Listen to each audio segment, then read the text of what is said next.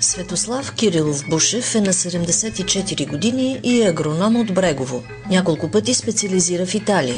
Специалист е в областта на трайните насаждения. През 2000 година създава собствен лозов масив, който се намира на около 9 км от Брегово. Там има малка барака, в която живее почти през цялото време на годината и така вече 11 години.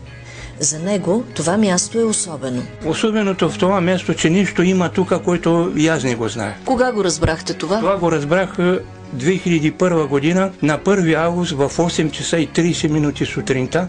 Бараката нямаше, тя е 2003 построена. В 8:30 сутринта слънцето беше се дигнало доста така високо, беше топло, тихо време и аз копаех лозето си и откъдето минахте вие сега, зададе се една лека кола, цвят тъмно небесно син, с много тъмни и с изключително блясък стъкла.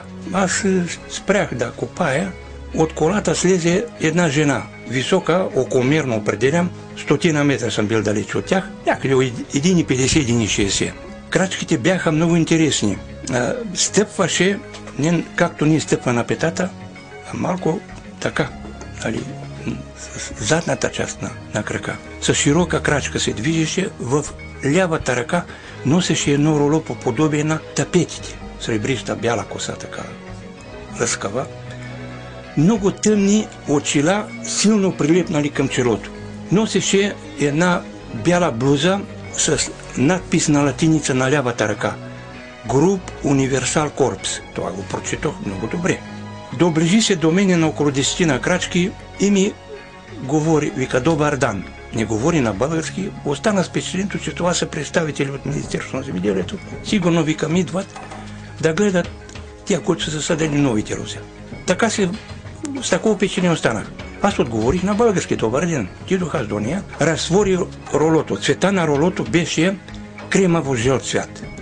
Хартията грапава, около 40-50 см, малко и повече, разтвори ролото. Цветна снимка, направена от тяхния сателит, с размери околомерно, казвам, 50 на 60 см по дължина, на 40-50 см по ширина. Редовете, лозините, тук-таме, където имаше по някоя трева, личеше на снимката. Аз за първ път виждам такава изключително висока по качеството снимка. Отгоре на латиница с едри черни букви, написано груп с двойно У.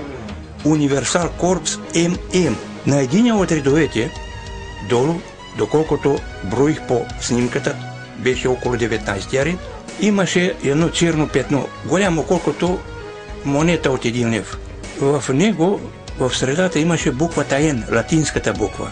Аз и каза, вика, много учтиво от ваша страна, че вие сте снимали това лозе, но кажете ми с какво съм заслужил, за да ме посетите. Вика, ще ти кажем след малко, но има неща, които мога да ти ги кажа, има неща, които не мога да ти кажа. Нашата сила не ни разреша всичко да ти кажа.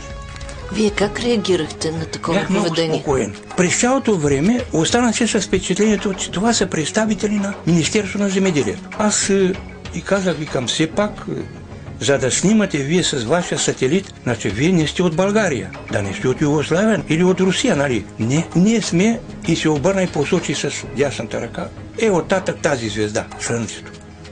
Извините, викам, това не е звезда за мен, това е Слънце. Ние сме от другата страна, ама вие да не сте от друга планета. Да, тогава, викам, ако не ми лъже паметта около тая звезда, както вие наричате, както аз съм учил по география, астрономия, като ученик, има 9 планети. Аз ги изброих. Тя махна с пръста. Грешите, има още 2. Посочи с двата пръста. 10-та планета ще бъде открита, а 11-та планета не може да открите, защото не разполагате с такава апаратура, която ние имаме. То действително се говори за 10-та планета, а поне казаха ли как се нарича планетата, от която идват?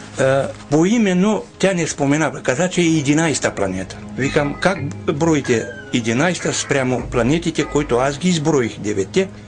Точно така. Ние сме от цивилизация, от която и вие сте произлезли от нашата цивилизация преди 7000 години. Викам, как? Тогава наши специалисти са посетили вашата планета. И една част от тях са останали тук и са се кръстосали с местната цивилизация. Викам, извинете, съгласно теорията на Дарвин за произхода на видовете, ние сме произлезли от човекоподобна маймуна. Тя махна с ръка. Това не е точно така. В теорията на вашия учен Дарвин има бели петна. Как е възможно от човекоподобна маймуна да излиза интелект, а който сте вие сега? Защо, викам, говорите така? Защото ние сме с 1000 планетарни години пред вас в своето развитие. Ние имаме база на вашата планета и наблюдаваме всичко вие какво вършите. Ние няколко пъти сме спасили вашата цивилизация от унищожение. Казала ли е кога? Да. Единия път Римската империя, втори път през войната. Втората световна война. Но как ме проучихте? Искам да знам какво друго съм спечелил, авторитет пред вас или нещо друго, за да ме посетите. Дръбна се назад и с върха на обувката направи едно тире на земята.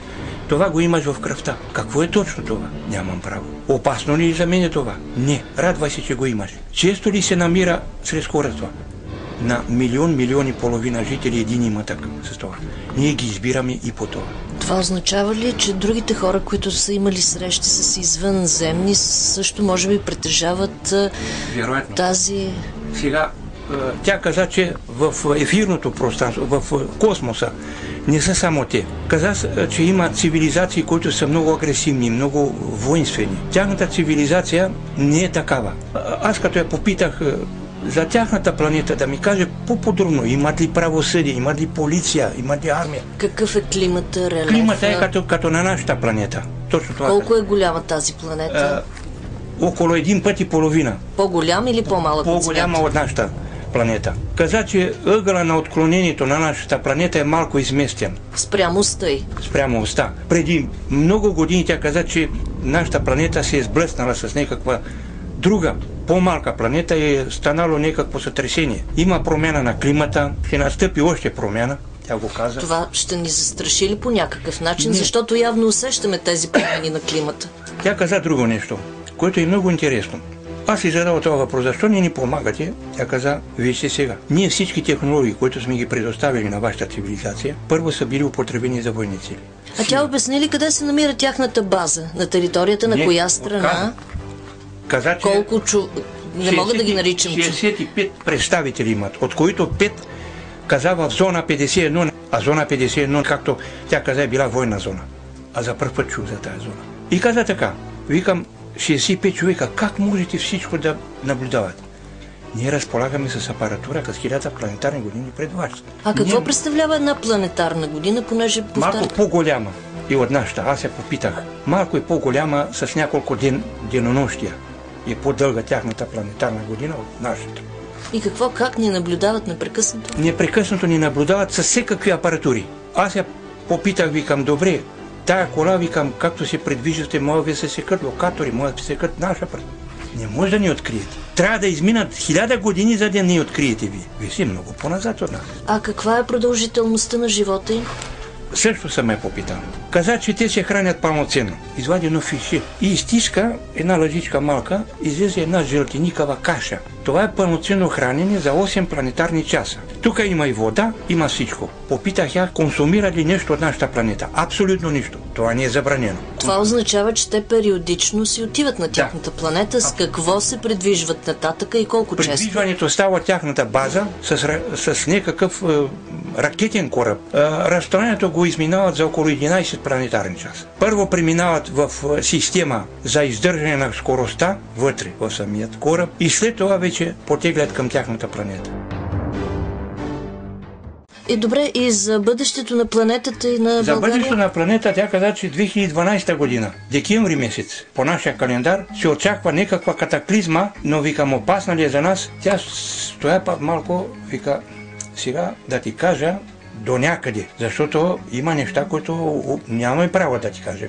Разчитай, че нашата сила ще се намеси. Какво означава това от вражески настроени извънземни, от някой метеорит или сблъсък с някоя планета? Повече тя нищо не е, защото аз настоявах.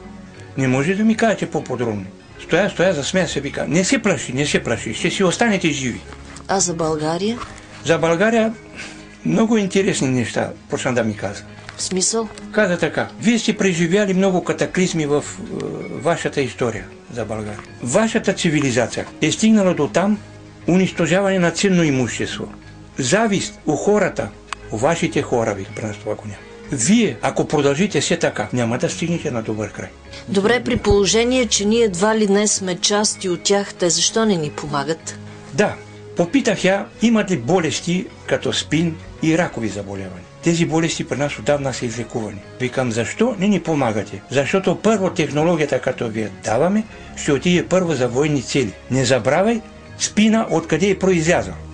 Откъде? Както тя го каза, от някаква лаборатория в Южноафриканската република. Оттам е изпусната, вика.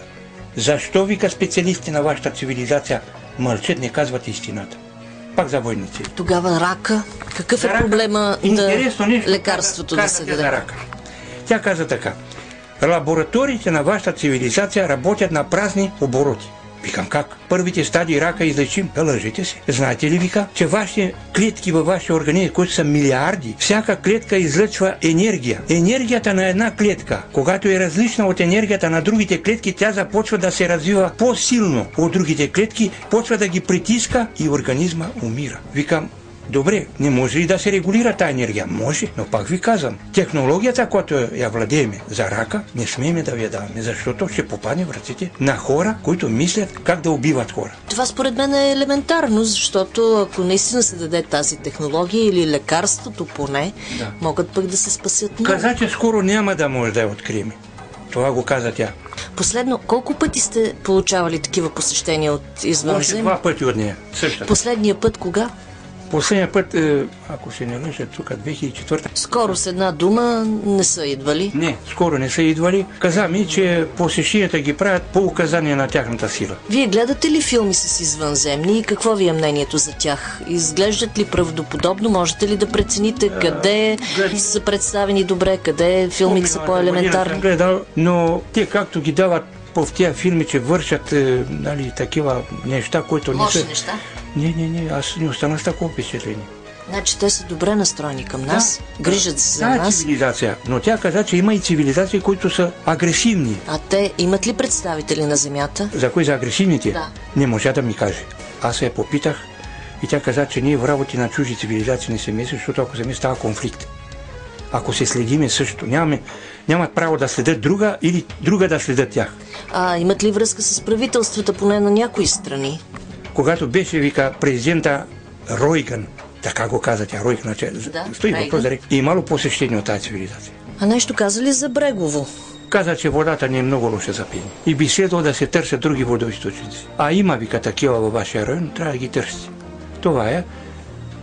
Тук тая енергия, която се излъчва, тя като по случай с дясната ръка така нагоре, каза се, че това са лъчите Хикс, които отиват на стотици метри височина. Тяхният сателит, като минава тук, използва тези лъчи. Но как ги използва, не каза повече. Да не би да си зареждат корабите с тях. Възможно е.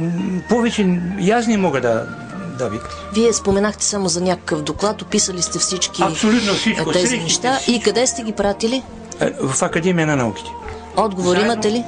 Отговор имам на резултатите от протоколите на експертизата, която е извършена на Земята, която аз съм проверил. В проби от тук изпратих. По доклада нищо не казаха, не спорят, че съм имал среща, но трябва по-голяма конкретност. Пробите от Земята, които сте пратили, има ли коментар за тях? Има. Какъв? Как да ви кажа, неприятен. Трябват ни още 1000 планетарни години, за да ги разберем. Нашата академия казва, че тук има такова, от Чернобилската авария има радиация, но казва, че е в рамките на нормата, но аз не вярвам на това. Накрая... Бихте казали, според тях, как виждат бъдещето на тази планета? Каза така, че докогато не се изчисти тази планета от лошите навици сред хора, тогава ние ще се изравним с тяхната цивилизация. И може би, вика, тогава нашата сила ще иска среща с повече хора. А може би, вика, ще ви дойдеме повече, вика, представители тук, да ви помагаме по всичко. Тя каза, че в центъра на вниманието на тяхната планета е нашата планета.